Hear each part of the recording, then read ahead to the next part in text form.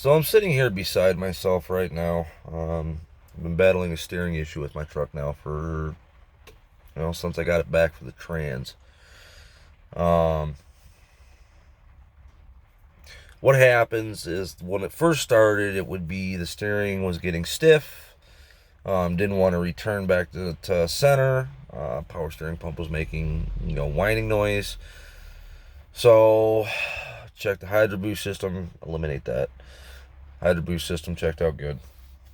So had the power steering pump replaced by a garage that I have mentioned previously, actually Downriver Spring and Alignment, or Downriver Spring Services. They are the ones that did my rear end, which is another reason why I'm beside myself right now. Um, so they replaced the power steering pump. Truck drove okay for about a week, and then I noticed that, if I were to get in the truck first thing in the morning, right out of the hole, the truck was fine. Steering was great, return, everything. But the more I drove it, the warmer the fluid got, the longer the trip was, the worse the steering would get, the more it would wander, the more the pump would make noise. And then the more power steering I would lose again. Checked for air in the system, no nothing. So just took it back to Downriver Spring and Alignment on Monday night, where they said they'd have it fixed on Tuesday. Tuesday comes, they hadn't even started my truck. They didn't start it until yesterday, which was another thing that pissed me off. One of the other reasons it went back to Downriver Spring and Alignment is the left outer axle seal. I've taken it back 3 times because it's been leaking. And now the pinion seal is leaking again. Now mind this, I had them rebuild this whole axle end to end. All Dana Spicer parts, everything else. First thing they tell me is they can't find where it's leaking from on the pinion seal. Well, the whole front of the axle where the yoke comes out is soaked. So at that point in time, I wouldn't even be looking for a leak. I'd just be replacing the seal. Because obviously it's leaking if the front end is soaked. So I get my truck back today, finally. It is almost 4 o'clock. Actually, I think it's after 4. I don't know. They told me they took the truck for a test drive after changing the pump. They checked, for any restrictions in the lines. They checked the hydro boost system. Hydro boost system checked out perfect. The flow through the coolant lines, or the power steering lines, checked out fine. But they did put another reman Motorcraft pump on it. I don't care for remanufactured shit because it's exactly that. They said they took it for a long drive, didn't have any problems with it. Well, it's a 15-minute drive from the garage to my house. And within that 15 minutes, I could feel the steering start tightening up again, losing the return back to center, and pump making noise again. And I even put that much pressure on the brake pedal, I can't turn the steering wheel, even when moving. Usually that's a notorious issue when stopped, but I'm talking about if I'm crawling along at 5 miles an hour and I barely put my foot on the brake, I can't turn the wheel. Which means if an emergency situation were to come up where I've got to slam on that brake pedal and steer out of it, that means I can't because I have no steering. So I called Downriver Spring and Alignment, let them know that I just got the truck home, and guess what it's doing? Same thing it went in for. Now mind this, they have charged me $400 at this point for the initial work and labor and all that other, and diagnostics for the initial. And they said it should be fine now. Well, it's not. Took it back, replaced the pump, should be fine now, but it's not. So at what point in time do I ask for a refund? And if anybody has any ideas of what might be causing this, again, it's only once the truck has been driving for a little bit of time. Again, it's like once the fluid gets up to temp, it's almost like the fluid is breaking down or aerating or something. But if somebody has an idea, please chime in. Give me some pointers at this point. I've given them multiple opportunities to fix their fuck-ups now, including the rear end. And again, we're still having issues with that now. It's leaking again. So, I'm very much beside myself. This particular place used to do very good work, and I mean very good work. And now they got a whole bunch of new mechanics in there that I'm really starting to doubt their competence. I feel like, and I don't know jack shit about rear ends. I'm starting to feel like I myself could have done a better job on the rear end than they did.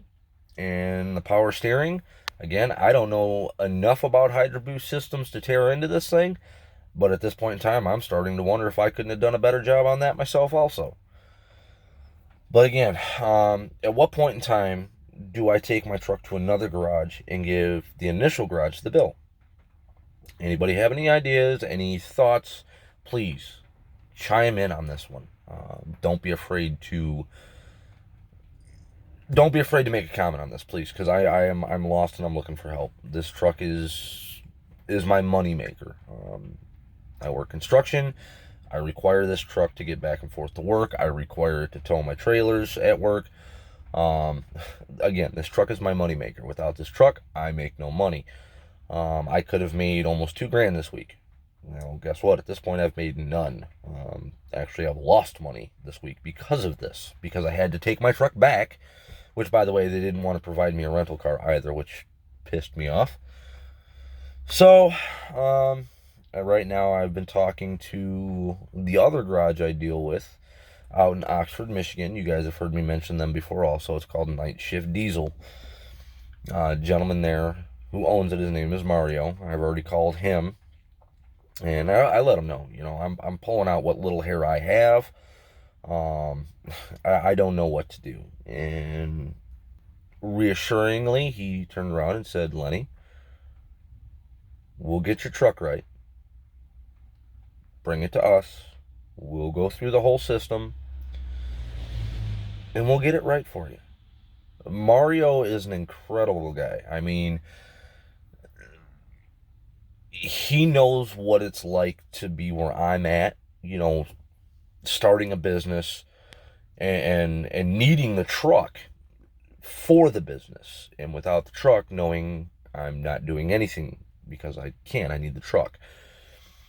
He, from person to person, he's a very understanding, very patient, very intelligent, just a great person, great business owner. I can only dream that I can run my business doing construction the way he runs his business working on vehicles.